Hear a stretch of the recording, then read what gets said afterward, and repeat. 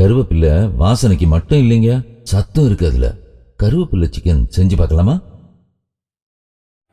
இதுக்கு சிக்கனை இந்த மாதிரி சின்ன சின்ன துண்டுகளாக வெட்டிக்கோங்க. இது கூட ஒரு முட்டையும் சேர்த்துக்குங்க.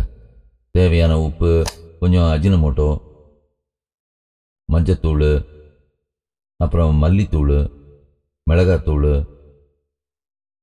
சீரகத்தூள், கரம் மசாலா, அப்புறம் எலுமிச்சை மிளத்தையும் பிழிஞ்சுக்கோங்க. அதுக்கப்புறம் மைதா மாவு, இது கடலை மாவுங்க, அதோட அரிசி மாவும் சேர்த்துக்கோங்க. இது இஞ்சி பூண்டு விழுதுங்க. பொடிசா நறுக்கின கருவேப்பிலையும் சேர்த்துக்கோங்க. வெள்ளை எள்ளுங்க இது. இதுல நல்லெண்ணெயும் ஊற்றிக்கோங்க. கொஞ்சம் கஸ்தூரி மேத்தியும் போட்டுக்கிறோம். தேங்காய் பொடிங்க. உங்களுக்கு தேவைன்னா கலர் சேர்த்துக்கலாங்க. லேசாக தண்ணியை சேர்த்து நல்லா மிக்ஸ் பண்ணணுங்க. எல்லாம் ஒன்றோட ஒன்று நல்லா சேரணுங்க. கருவேப்பிலையை எப்படி சாப்பிட்டாலும் உடம்புக்கு நல்லதுங்க.